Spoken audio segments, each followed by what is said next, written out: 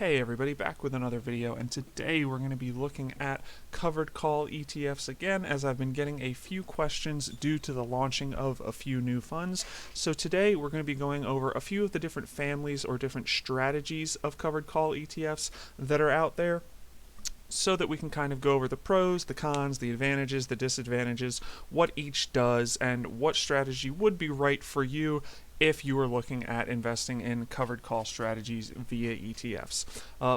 Just a note, this does not cover all of the covered call ETFs out there, as there are a few dozen, but we will be going over a few of the general strategies, and in this case we'll be looking at 3 families of funds from Global X and 1 family of funds from Nationwide. So just keep that in mind. There are some others out there, but these are some of the more popular or the more interesting strategies, and those are what we'll be looking at. So without further ado, let's get into it. First of all, what do covered call ETFs do in general? All of them do at least one thing in common, in that they own an underlying parts of an index, whether that index be the Dow Jones Industrial Average, the S&P 500, the Nasdaq, or the Russell 2000. Then on at least part of, if not all of that index, they will write covered calls to try and generate premium, which they will then distribute as income. After that, things get a little bit different, as there are 4 real different strategies that are used that we'll be going over. The first is the simplest, which is what is used by Global X's YLD or yield funds, QYLD, which covers the Nasdaq, XYLD, which covers the S&P 500, and RYLD, which covers the Russell 2000. This is the most basic. It's what I would refer to as the straight covered call funds. What they do is they simply buy the underlying index, whether that be through another ETF. For example, the RYLD Russell 2000 fund just buys 100% of the fund is invested into the Vanguard Russell 2000 ETF, then they write covered calls on that ETF. Whereas another fund, whether it's from Global X or it's a different covered call from ETF from a different company, might buy all of the actual underlying tickers and then write covered calls on each of those tickers. In this case, it's very simple. They're going to write at the money call options, where they try to generate the premium from that. That premium is then returned to investors as yield, in which case it's usually a relatively high yield, somewhere between the 8 and 12% mark. However, these funds, the problem here is that it's very often that if the market is rising, those calls are going to be exercised, so they are going to have to sell off all of those shares and then rebuy them at a higher price, which will of course reduce your ability to generate any upside in the market. With the YLD funds, pretty much all of your yield, all of your return is going to be from that yield. It's going to be that 8 to 12% that they're currently looking at without much market upside. That's all going to be heavily capped by where the call is set at the money. Down from that is the downside protection yields, or what is known as the risk managed funds, the RMI funds, which come in the form of the Nasdaq and S&P risk managed income funds, QRMI and XRMI. These are very similar to the YLD funds in that they are going to set those at the money call options. However, they are going to use some of that premium to also set slightly out of the money put options as an options collar, which reduces downside risk. Essentially what they're doing the same thing in terms of setting their call options, but the put options are therefore, in case of market sell-off, they're able to cap their downside risk. Of course, this does come with the slight downside of reducing the yield a little bit. These funds are also very new, only about a month and a half old, if that. Actually less than that, I believe. So there isn't a lot of data on them. But note that the yield's going to be a little bit lower. You're probably looking at somewhere between 8 and 9%, maybe a little bit lower, maybe a little bit higher. However, you do have that downside protection, which in theory, if there is a large market sell-off, say for example, the Nasdaq or the S&P fell 30 or 40%, your losses should be capped at roughly wherever that put option is for the first time. However, note that if there is any kind of long, protracted market sell-off, which goes through multiple months, you're still going to be able to reduce that risk, but you're still going to be losing every month, just hopefully less as those protective puts trigger. Moving over to the Nationwide funds, which is also risk managed income. However, these funds are slightly different from the RMI funds in that the call options strike prices that they set are a little bit higher. They're not quite at the money. They're a little bit higher than that, so they allow for a little bit of growth. Not a ton, but a little bit. For these, your yields are really sitting between 6.5% and 7.75%. However, because their call options are set a little bit out of the money, you are able to capture a little bit of that market upside. For example, if the market's up, 2 or 3%, generally their call options aren't going to trigger, whereas the RMI funds being set at the money, they are going to trigger. So you're able to get a little bit of that market appreciation there. However, if the market appreciates a very large amount in that 1 month period, those calls are going to trigger. And while you're still getting the premium, the same issue of having to sell off and then rebuy the positions happens.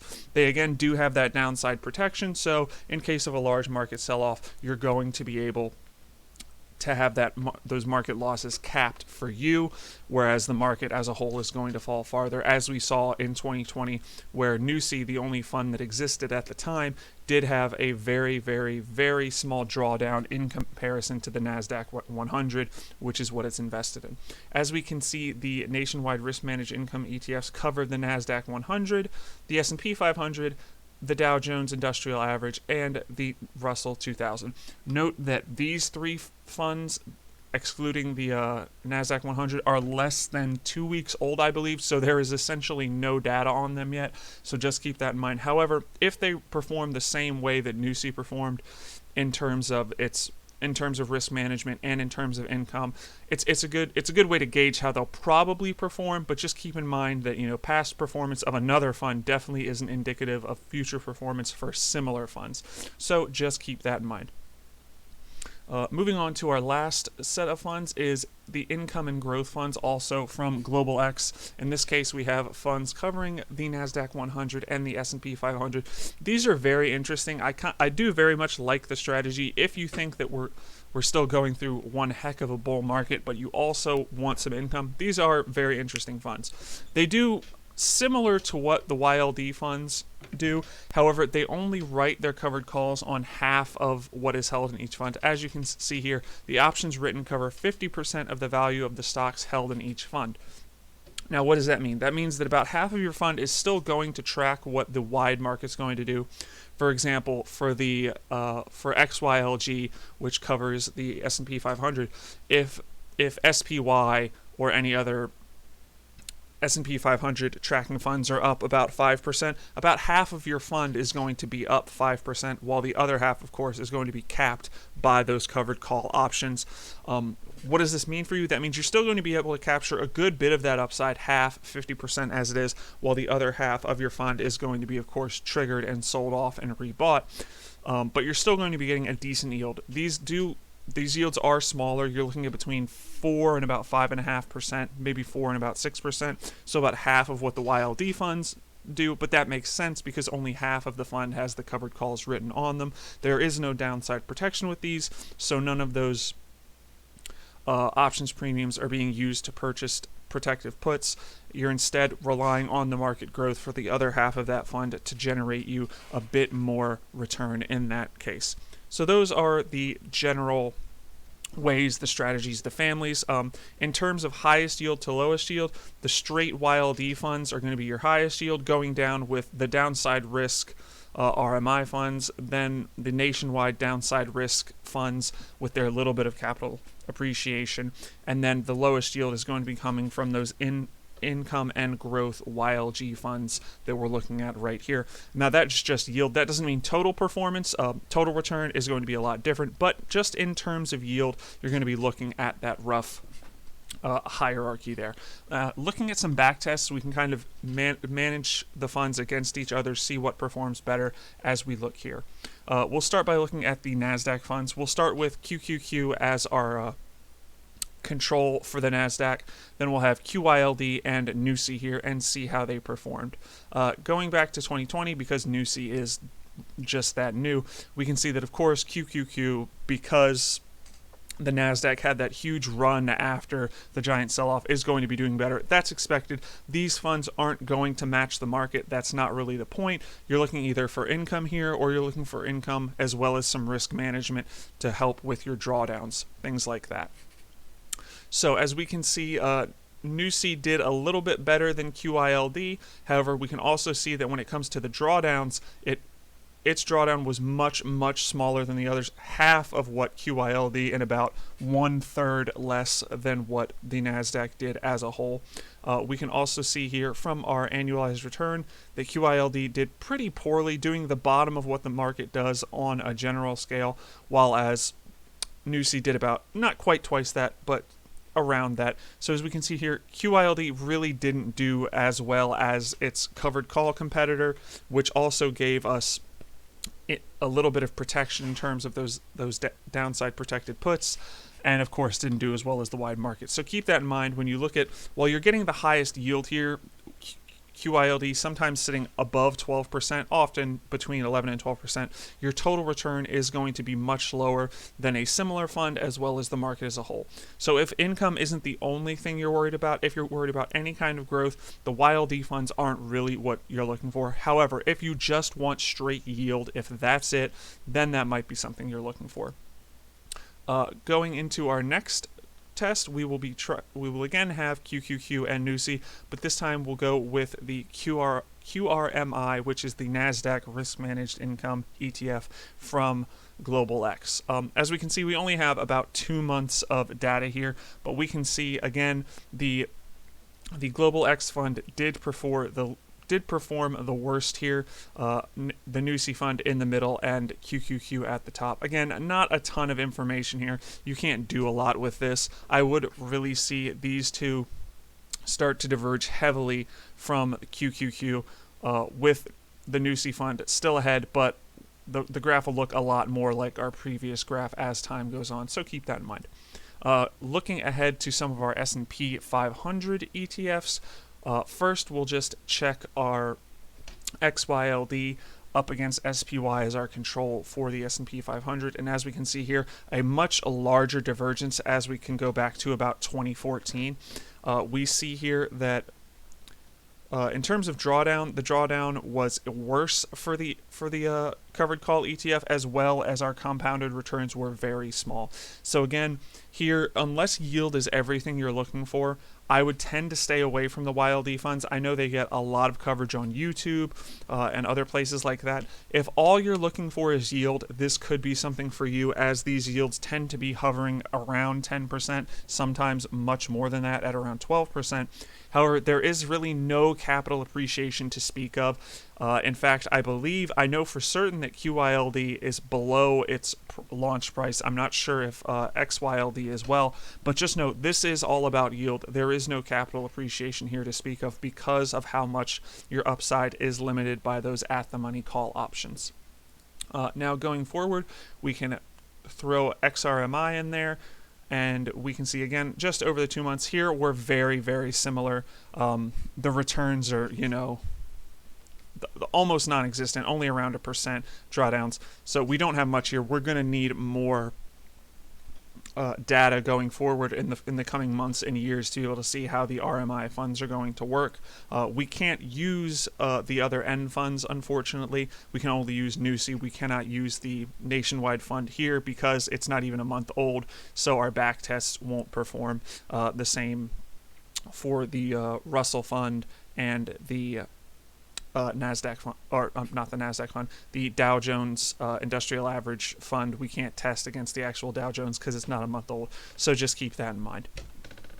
So again, looking forward in terms of yield, if you're looking just for yield, the YLD funds are really good to look at. However, if you're looking for any kind of growth, I would definitely tend to avoid those. The two downside protection funds, the nationwide funds, obviously going to give you a little bit more because their call options are set a little bit further out of the money. You're going to get slightly lower yield, but a bit more upside potential, which should increase your total return. And the income and growth funds, the YLG funds, should provide the most long-term growth with the least amount of current income.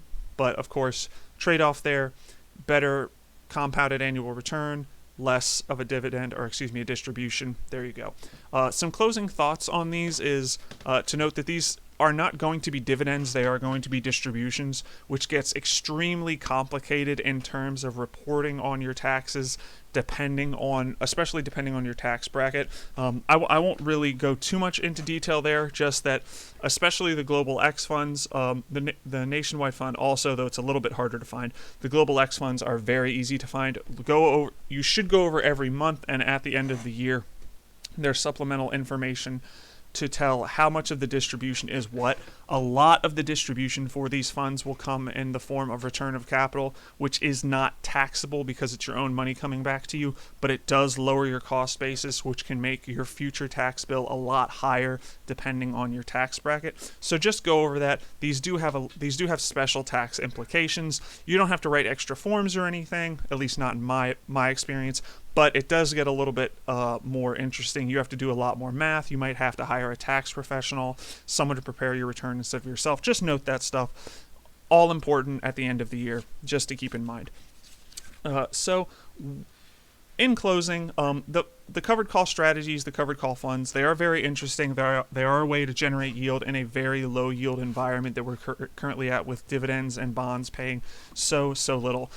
If you're interested in yield at all, these are definitely something to look at. You can always write covered calls yourself to increase your own income. However, these, of course, take out that work while trading off the fact that you have to pay an expense ratio for the funds. All of these are actively managed, so note that their expense ratios really vary between 0.5% and 1%. Not super high, but definitely higher than any, passively managed fund. So keep that in mind as well. And I hope that helps, and thanks for watching.